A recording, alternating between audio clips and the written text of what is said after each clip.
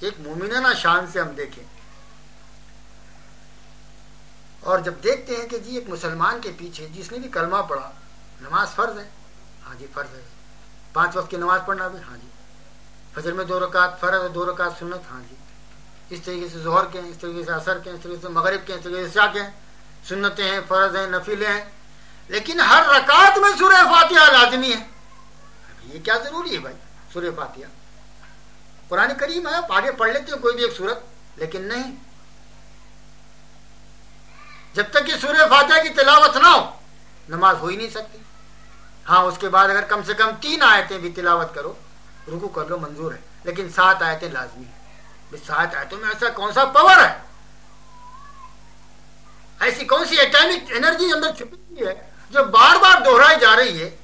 Homeopathic علاج کے لحاظ سے آپ نے دیکھا ہوگا کہ دوا جو شامل کی جاتی ہے صرف ایک مقدار کے لحاظ سے کہ بھئی یہ کون سی دوا ہے، اب اسی میں 10 نمبر ہیں، پھر 30x ہو گیا، پھر 50x ہو گیا، پھر 100x، پھر 300x، دوا کی مقدار نہیں بڑھ رہی ہے بلکہ اس پہ جتنا دیر رگڑا چڑھ رہا ہے، جتنی دیر اسے گھسا جا رہا ہے، جتنی دیر اس کو ملایا جا رہا ہے، اس میں اتنا پاور بڑھ رہا ہے۔ تو معلوم ہوتا ہے کہ بار بار گھسیرا دیکھنے سے، بار بار گھسنے سے اس کے اندر ایک پاور پیدا ہوتا ہے۔ تو معلوم ہوتا ہے سورہ فاتحہ میں پاور ضرور ہے، اسی لیے بار بار ہمیں تلاوت کے لیے کہا جا رہا ہے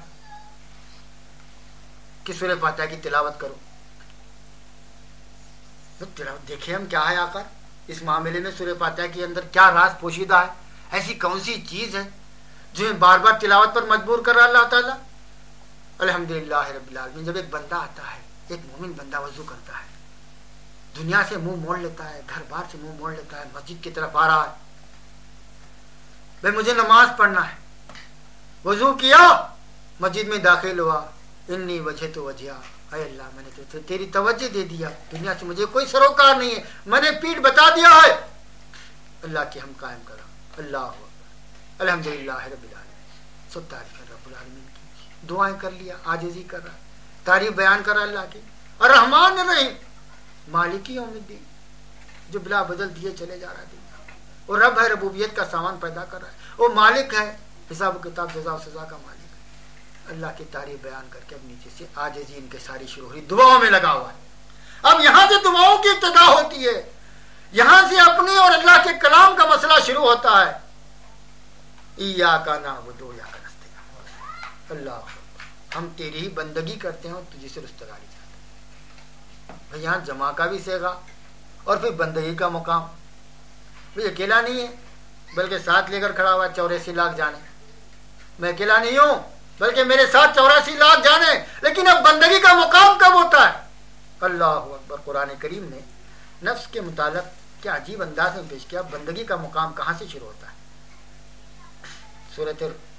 سورہ یوسف میں اللہ نے ایک مقام پر فرمایا ان النفس لامارۃ بالسوء، ایک نفس امارہ، ایک نفس لوامہ، ایک نفس مطمئنہ، ان 3 نفوس کا ذکر کر کے نفس مطمئنہ کا مقام جو بتایا وہ بندگی کا مقام بتایا۔ گویا انسان اگر نفس امارہ کی منزل پہ کھڑا ہوا ہے تو وہ خدا کا بندہ نہیں ہے، اسے بندگی نہیں ہے بلکہ نفس امارہ کے تحت۔ نفس لوامہ کا مقام بھی بندگی کا نہیں ہے، لیکن ایک نفس مطمئنہ کا مقام آگے بتاتا ہے، یا ایتھا النفس المطمئنہ ارجعی الی ربک راضیۃ مرضیہ فادخلی فی عبادی وادخلی جنتی۔ اے نفس مطمئنہ رجوع ہو جا اپنے رب کی طرف، تیرا رب تجھ سے راضی، تو رب سے راضی، بس داخل ہو جا اس کے بندوں میں۔ تو کیا بندگی کا مقام جو ہے وہ نفس مطمئنہ کی منزل پر ہے، وہ نفس امارہ بندگی کا مقام نہیں ہے، وہ تو جانور کا مقام آ گیا، 84 لاکھ جانوں کا مقام آ گیا جو ساتھ لیے گھوم رہا ہے وہ۔ اور نفس لوامہ ملامت کا نفس کوئی مقام ہے، غلطی ہوتی رہتی توبہ کرتے رہتا، یہ بھی کوئی نفس، لیکن نفس مطمئنہ کا مقام وہ مقام ہے جہاں پر اس کے وہم و گمان میں بھی کوئی غلطی یا گناہ کا خیال ہی نہ پیدا ہو، وہ بندگی کا مقام ہے۔ بندگی تو یہاں ہے، تو جب اس بندگی کے مقام پر کھڑا ہو کر دعا کرتا ہے ایاک نعبد و ایاک نستعین، تو جب وہاں پر استعانت ملتی ہے، بندگی کے مقام پر کھڑے ہونے پر استعانت مانگ جب تجھے اللہ سے استعانت ملے گی، ورنہ نفس امارہ کے مقام پر کھڑے ہو کر اللہ سے دعا مانگ کے اللہ تو مجھے دے دے، جان نکل دفع ہوتا، میری منزل پہ نہیں کھڑا ہوا, بندگی کی نفس امارہ کی منزل پہ کھڑا کے دعا مانگ رہا ہے. تو عموماً آج مسجدوں میں گڑ گڑا کے دعا مانگی جاتی, یا اللہ تو فتح دے دے, یا اللہ تو فلاں کر دے, یا اللہ تو بارش برس, یا اللہ. مگر نہ بارش برستی, نہ فتح ملتی, نہ غلہ اٹھتا, نہ دولت بڑھتی. کیا بات کیا ہے؟ تو معلوم ہوا کہ یا ایھا الذین آمنوا لما تقولون ما لا تفعلون کبر مقتا عند اللہ ان تقولوا ما لا تفعلون. اے مومنو, اللہ کے نزدیک یہ بہت بری شے ہے کہ جو تم کہو اور نہ کرو. جب کہہ رہے اور نہ کرنے کی منزل پہ کھڑے ہو اور دعا مانگے, کیا قبول ہو سکتی ہے؟ قبولیت کا مقام بندگی کے مقام پر ہے.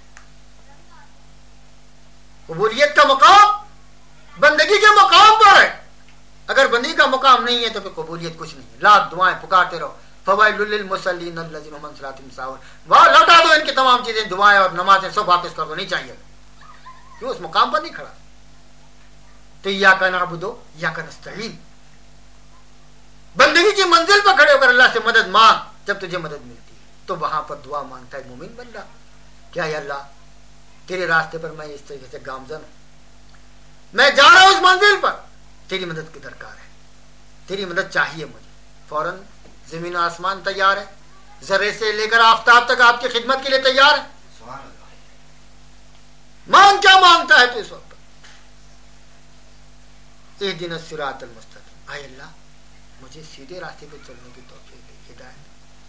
اور کیسا راستہ؟ اہدنا الصراط المستقیم صراط الذین انعمت علیہم, وہ راستہ جس پر تو نے نعمتیں نازل کر, جس نے تو نے نعمتیں نازل کی. وہ کون ہے وہ گروہ؟ کس کی متعلق مانگ رہا ہے؟ کون سا اشارہ کر رہا ہے؟ کس بات کی طرف توجہ دلا اللہ کی؟ کون ہے وہ گروہ جس پر نعمتیں نازل کیا؟ قرآن نے تشریح کر دیا. انعم اللہ علیہم من النبیین صدیقین والشہداء والصالحین.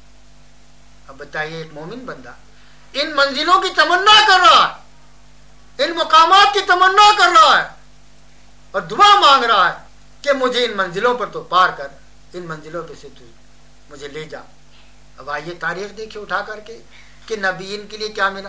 من النبیین کیا نعمت ملی, کون سی دولت لوٹ گئی ان کے اوپر, کون سی ان پر باغات میوے کے نازل کر دیا اللہ نے. جس نبی کی تاریخ اٹھا کر دیکھیے سوائے جوتے کھانے کے اور کچھ بھی نہیں, مار کھانے کچھ بھی نہیں. کوئی گاؤں سے نکالا جا رہا ہے,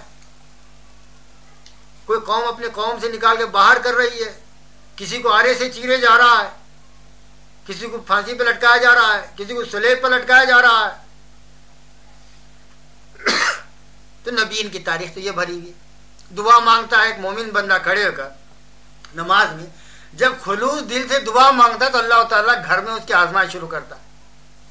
کھانے کے لیے تنگی شروع ہوتی, بیماریاں گھیرتے ہیں, اور انہیں بولتا ہے کیا مصیبت, گئے تھے اللہ میاں سے روزے بخشوانے کے لیے تو نماز گلے پڑی ہوئی جہار ہے.